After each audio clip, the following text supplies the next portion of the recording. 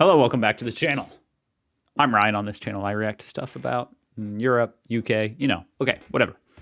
23 facts about the UK that confuse foreigners. Ooh, sounds fun. I'm a foreigner, and I'm easily confused. So this should work out well. The United Kingdom might not seem like a place that could offer you anything more exciting than a cup of tea and some gloomy weather. That was insulting. I'm insulted for you guys. But this place does, in fact, have its oddities. If you're planning a trip, you can meet some Scousers, possibly a unicorn, What is a Scouser? and definitely a Sophia. But first, 1. Can't talk about Great Britain without mentioning the world-famous clock. Okay, I need to look this up. I can't concentrate. Scouser. What the heck is that? A native, oh. It's just a native to England or Liverpool? Okay. All right. Big Ben. Only Big Ben isn't the name of the clock or the tower it's on. It's the bell inside. And here's another That's right. funny Yep, tidbit. yep. In 19... I kind of had to wait for him to say what it was. I was like, wait, it's not the clock. It's the bell. Yep. Oh, okay, I knew that, kind of. 45, a flock of birds perched on the clock's minute hand and put the time back by 5 minutes. 2. At Now, that is the definition of a fun fact. Thank you for telling me that. an That's cool. astonishing 443 feet in height, the London Eye is the 4th tallest Ferris wheel in the world. A single It would have been cooler if it was the first tallest, but fourth, that's pretty cool too. Now I'm just curious. Tallest, I'm sorry, I'm kind of like Ferris wheel. They got me curious. It's the 4th tallest. The Seattle Great Wheel. This is only 53 meters. I feel like that's not nearly as tall as 443 feet. Even as a freaking... What? rotation on this bad Even as an American, I know that 100 or 50 meters ain't 400 feet. boy takes roughly 30 minutes to complete. But Look at the size of that. Wow. a little-known fact is that it wasn't London's first giant wheel. That honor goes to the Great Wheel, which was opened to the public in 1895 and demolished 22 years later in 1907. 3. Cool. Queen Elizabeth II has been to over 100 countries. She is a major world leader after all, but the real kicker is that she did it without R.I.P. a passport. And that's perfectly okay. She doesn't need one since, well, she's the queen. Yeah, their royalty probably ruled over all those countries, all 100. So 4. I'd say she doesn't need it. Lots of people make the same mistake over and over again, so let's set the record straight. Great Britain and the United Kingdom are not the same thing. The UK I learned that in, I think, the first video I did on this channel. includes Northern Ireland, Great Britain doesn't. 5. Not a big difference, but I guess to the people of Northern Ireland, that is all the difference in the world. So, Hey, there you ever go. met a Scouser? No. I've come across some scoundrels in my time, but no, not a Scouser. If you know anyone from Liverpool, then yes, you have. People from this northwestern English city got this nickname from the word lobscouse, which was a famous stew Ooh, that looks delicious. popular among sailors that visited Liverpool. Local people adopted the dish, and the name just stuck. So the Beatles were Scousers then? What was this We'll dude doing with this meat in this? Is this how you make this stew? adopted What the is he doing with that dish, meat? and the name just stuck. So the Beatles were Scousers then? The more you know. 6. Now, a fun fact for all you bookworms out there. The towering British Library in King's Cross, London has lots and lots of books for you to enjoy. Wow, that is a fun fact. I'm actually more intrigued by this, like, outdoor garden area on the roof. That is cool. No, I'm serious. It's got over 170 million items in its catalog. 7. That almost doesn't even seem real. How are there that many books? There's a village in Wales with a tongue twister of a name. You guys ready for it? Lilin Fair. Okay, everybody, this is the... yeah, it's a really long name, yep. Lilin Fair... Oh, I've just heard this put it one. on the screen. Did it fit? Great. Anyway, the Welsh to English translation is St. Mary's Church in the hollow of the White Hazel near the fierce whirlpool of St. Tassilo. Whew! 8. London has the oldest and one of the largest underground transport systems on our planet. The London Tube includes 270 fully functioning stations and at least 40 more that aren't even in use. But it also manages to steal about 80,000 umbrellas from passengers each year. Now that's a fun fact. 80,000 umbrellas. Oh, you mean people just leave the umbrella? I'm trying to think, like, how does the tube steal your umbrella? No, it's just people are leaving their umbrella at their seat. Someone could run a whole business just from the amount of umbrellas. They could collect all the umbrellas that are left there, sell them for $5 a pop. You're making $400K a year. Wow. 9. In Scotland, you can take the world's shortest flight between Westray and the Papa Westray Islands. Get ready because this Papa flight will Westray. take just 2 minutes. 10. That's pretty funny. Why the hell would... What? You can't take a boat? Make sure you don't stick a stamp with the Queen upside down on an envelope in the UK, otherwise it is considered an act of treason. Oh my gosh. By the way, the United Kingdom was the first country to use postage stamps. It was the black penny from back in 1840. As for your final stamp, Do you guys stamp the envelope in the bottom left? That's interesting. We do the top right. stamps. It was the black penny from back in 1840. As for your final stamp fact of the day, Great Britain is the only country in the world that doesn't have its name on its stamps. 11. Yate-born J.K. Rowling is the first billionaire author in the world. She sold more than 400 million copies of the Harry Potter book series, and her actual name is Joanne Incredible. Rowling. J.K. is her pen name. Oh, she was just JKing about it being JK. Okay, I didn't know that. 12. Also, isn't the point of a pen name to like be anonymous?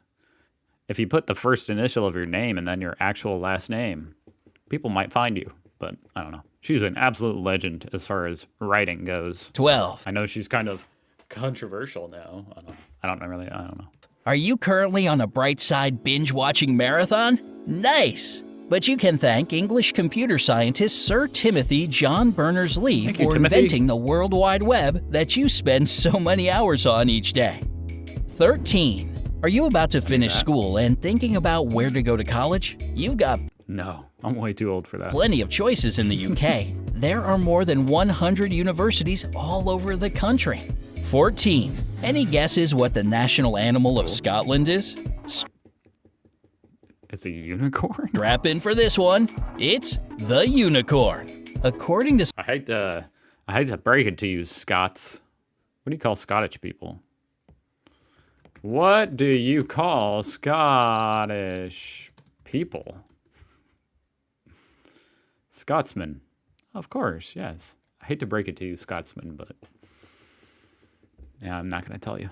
is, strap in for this one. It's the unicorn. According to Scottish mythology, the unicorn is the sworn enemy of the lion, which is the symbol of the English royal family.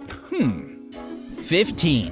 Greetings are a very important part Whoa, that is some tea. of communication, there's no doubt about that. And how can you greet someone? Hi, hello, hey, salutations, if you're fancy. Well, if you're ever in Britain, you might be greeted with a, you alright? Or even just, alright. The only thing funny about that is just in America, if you went up to someone and asked, you said, "You all right?" They'd probably, I don't know, that's almost like fighting words. That kind of means like, are you all right, bro? Like, why are you doing what you're doing? Like, you okay?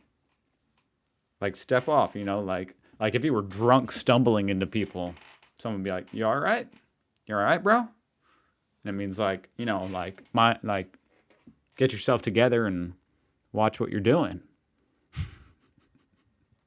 Alright, moving on. 16. It's illegal to wear an armor suit into the House of Parliament. I know, it's always been on your bucket list, but you'll just have to forget about it and wear your armor someplace. That actually kind of makes sense. Somehow. Maybe it doesn't make sense. I'm thinking like for security, like it's a super old law and that back then, you know, you needed to be, if you needed to be detained, you can't be wearing armor. And that's a very like important place. So therefore, you can't wear armor in there because the police might need to escort you out. Place up. I made all that up. I don't Else.